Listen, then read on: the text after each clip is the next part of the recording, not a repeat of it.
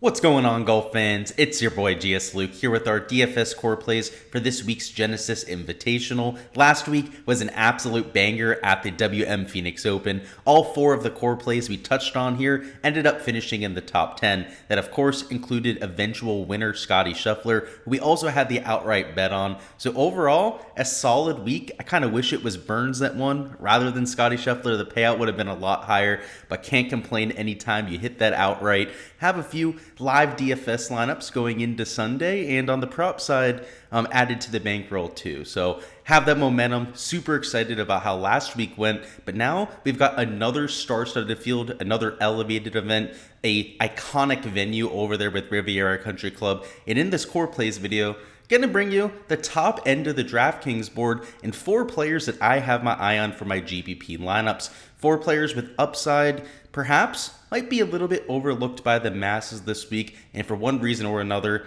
in my opinion, are guys that you might want to at least consider at the back of your mind. So a lot to get into. Let's go ahead and get this started. As we typically do with these core play videos, let's take a look at our key stats, the kind of metrics I'm looking at to identify my top plays. So in the approach buckets, it's always going to be number one, right? Your iron play. A little bit more emphasis on the long iron. So that 150 to 175, 175 to 200, and even the 200 plus yard ranges, getting a little bit more attention this week than most. Plenty of the par fours demand 5 irons, sometimes even 3-4 irons into them, especially hole number 2, the hardest hole on property. And then, of course, if you're trying to get home into on those especially long par fives, outside of hole number 1, the other two are like 570. One of them's nearly 600 yards on property. You're going to see them used a little bit more that way. So plenty of long irons. You've seen a lot of the better long iron players have success around Riviera. Taking a look at some putting stats, looking at POA, fast greens, they tend to run at 12.5, 13s around Riviera. Around the green tends to be one of the more important stats, particularly when it comes to top-end performances, which is kind of backwards. It's not something we're really looking at unless we're at a major championship, a much more difficult track. But Riviera, though it plays slightly under par, because some of the around-the-green shots are among the most difficult in the world, let alone what you see for a regular PGA Tour event, around the green has been heavily correlated to success. And a lot of the correlation courses we're looking at, like Augusta National, PGA National, for example, that also play to a similar level of difficulty. Around the green is also an important stat there. So you don't see it here very often, but it does pop up this week. Driving distance is important. Riviera features an extremely low fairway percentage, actually lower than 50% of fairways are hit around this track. So distance, a lot more important than that accuracy. You've heard a few players, including Patrick Cantlay, labeled the Kikuyu rough around this track as essentially non-existent. So you're going to hear a lot of people bringing up Kikuyu. You're going to hear it drilled into the back of your mind by the end of the week. But at least per Patrick Cantlay, it's not all that big a deal. So maybe they should shut up about it. Taking a look at Riviera shots gained at major championships. It's one of those ball striking tests, particularly when you're missing, you're going to be penalized heavily for it. Similar style to those major championships. Shots gained out of that Kikuyu rough, which again, based on some of the reports we're hearing early, so maybe it's not as important, but over the years, a key stat that I've really honed in on, opportunities gained. And then a few of the comp courses down here. We've got Augusta National. I talked about PGA National a little bit earlier, but from the agronomy perspective, you can look at Torrey Pines and Pebble Beach, a few other of those West Coast kind of events. And then I'm looking at Kapalua, the Plantation course. That's where they play the Tournament of Champions. For the ball striking perspective, lots of long irons there.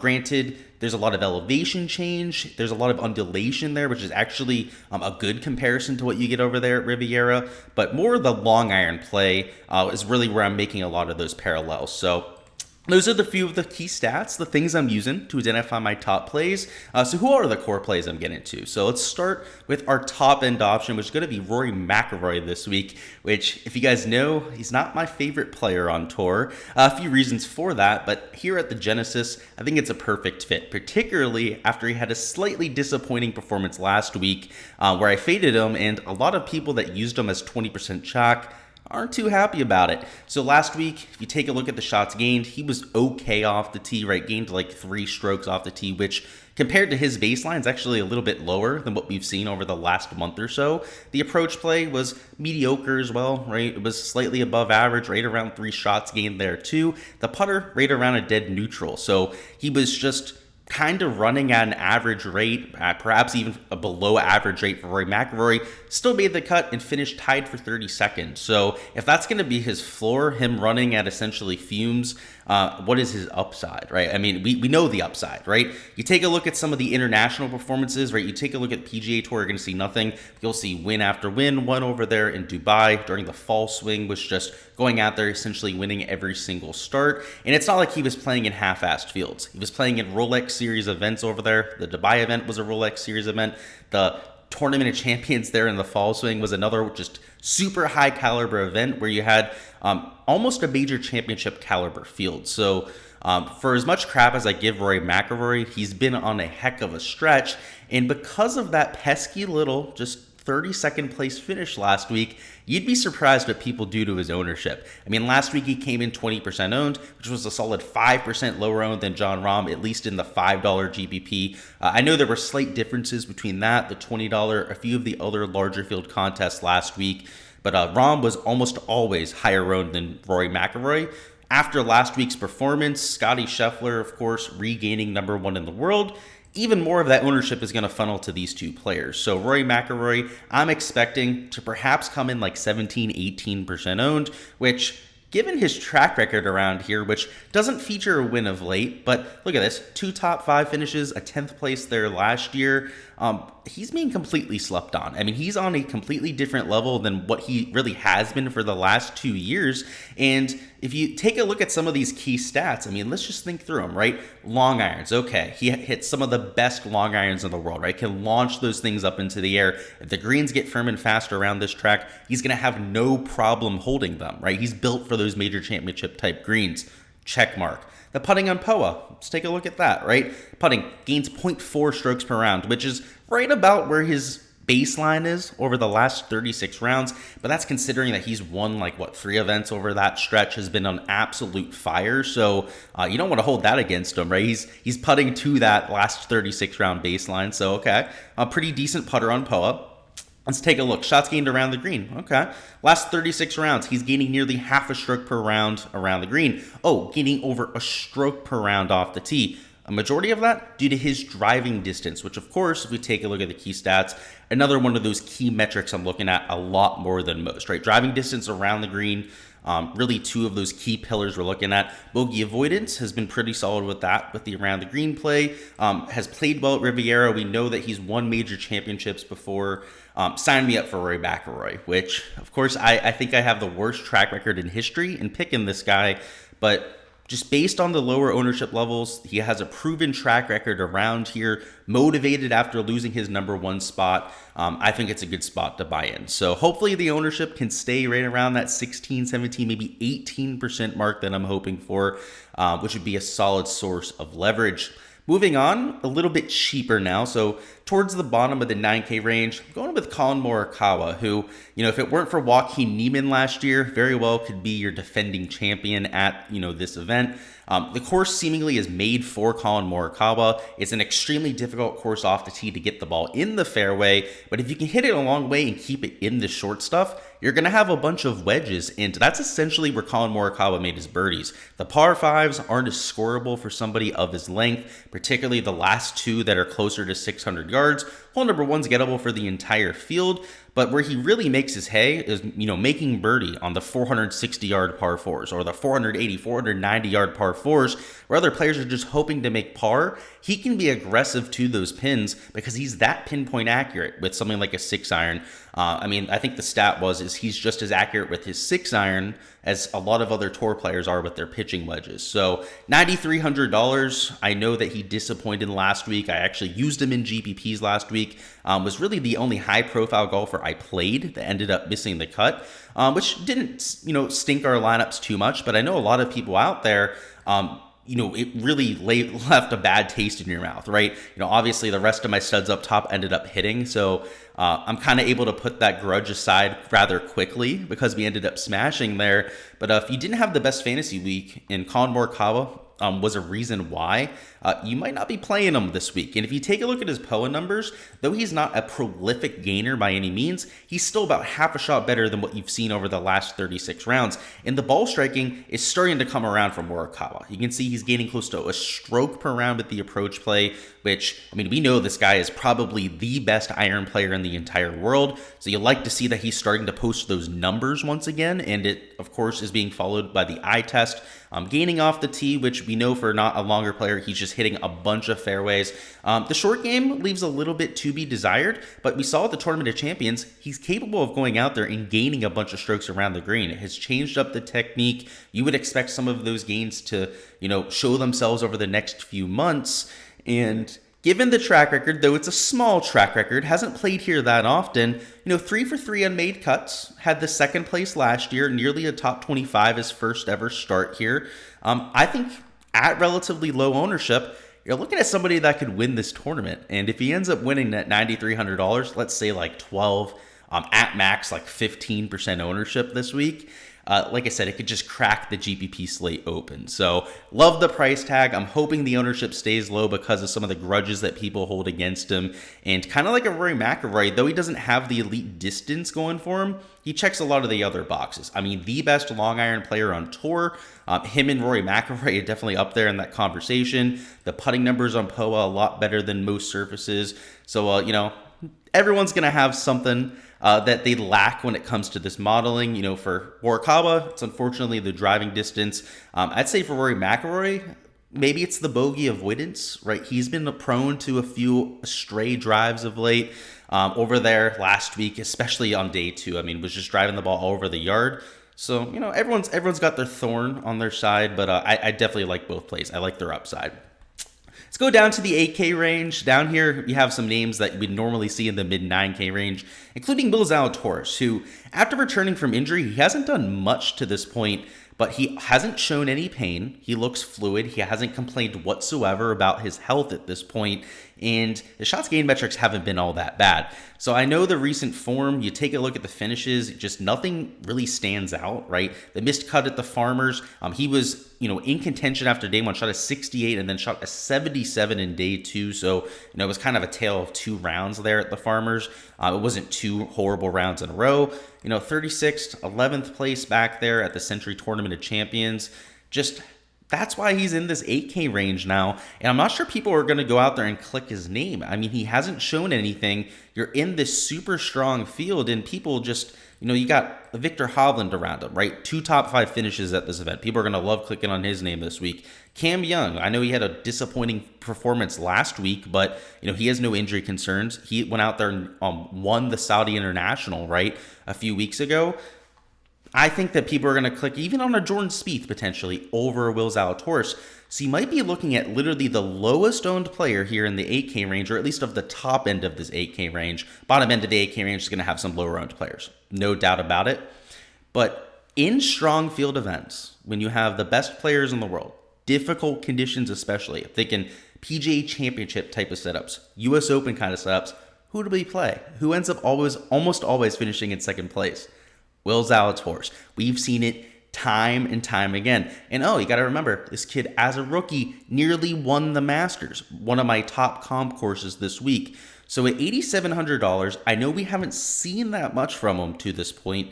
I'm willing to take a shot on the dark on him because he's that talented of a player. He fits these golf courses to a T. And like I said, the shots gained metrics haven't been horrible. In fact, he's gaining with the putter now, which can't explain. He hasn't really gone into detail on why. I would imagine when he was dealing with the back injury recovering, maybe he putted a little bit more than normal, right? When you can't go out there, take full swings, maybe you go out there and you practice the putting because you're a little bit bored. And the shots gained metrics have kind of shown that. Right now, he's gaining close to a third of a stroke per round.